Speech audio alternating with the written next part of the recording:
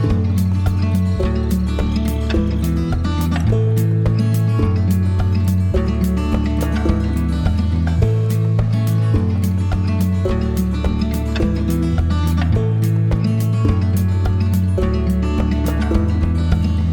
guys, welcome back. This is Naresh. So in today's video, we will learn about OOP concept in Python. So OOP stands for Object Oriented Programming. Till now, we have seen how to create functions and different modules while working on Python. And now we will see when we are working on any development environment or if we are creating any project, we always have to make sure that we are using the OOP concept. So let's see how can we create similar kind of function within the OOP. So what I will do, I will just create one new class here. So I have a package called class and objects, which is under the oops package. I will do a right click on this class and object and I will create a new Python file. So I will go to Python file and here I will say student. Okay, so I am creating this new student Python file. So its name is student.py. Okay, now what I will do, see, what is class? First we need to understand. So class is basically a template through which I can create some objects, right? Normally what we have seen whenever we are working on any of the functions, we normally type def and then we give any name like xyz and we type some logic here, right? And then later on we go ahead and we call that function, right? Like for example, if I call syz, right, like this. Okay, this is a way we can write normally, but when we are writing in a OOP concept, in that I need to create a class. For example, I want to create a class which is called student. So what I will do, I will give a keyword as class and then I will type student. Okay, so in this student class, every class, always remember there are two very important things.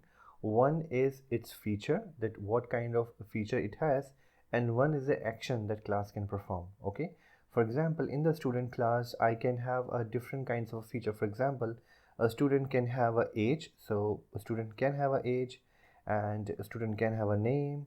Okay, so these are basically the some kind of features of a student.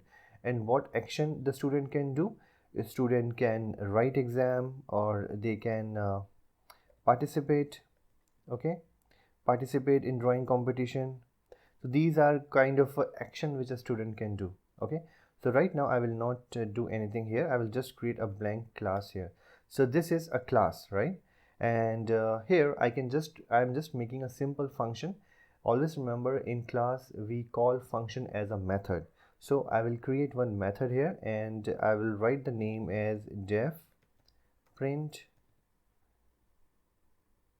and here I can just give, okay, I will here print, the name is print name.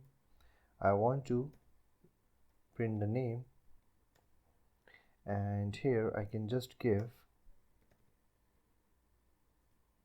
hi, this is student. Okay, simple function which I have created, or you can also always say that it's one method which we have created in the student class. But how to call this method now? Okay, so if I go outside and if I do something like this, print name, okay, like the way we were doing before, it will give me error. Why it's giving me error? Because now this student is in this print name method is in the class of student. So I have to make an object of this class before I call this method. So very simple way, if you know, when we are writing some kind of a numbers or when we are working on some kind of a string, we always give something like a equal to 2, right? This is the way we give a equal to 2. What happened that 2 is an integer number, so the type of a is become int. Okay, so just to show you that how does it work, I will just print, and right now I will print the type of a. Okay, this is what I am doing. So right now when I will run this program, it will only run these two files. It will not run the statement which is there, because this is something which is inside the class and not calling a student, and I'm not calling this method. I'm just giving a value to a and I'm printing a type of the a. If I do a right click and run the student, it will give me, this is a class which is an int type. Okay, So internally, a is also becoming a variable of a class which is called int. Okay, instead of 2 I can give 2.2, and if I run the same, it will give me float. So that's mean my a, the type of a is float now, and instead of this, what I can do, I can give this within the double quotes. Okay, so now if I trying to print the type of a, it become string. Okay, the same way we have given this, I need to create an object of a class student also. So how to do that? For that, what I can do, I can just give one variable called, maybe I can give any name. I can give s1 equal to, and now I will have to call student. So now my s1 become this s1 is becoming an object of the class student.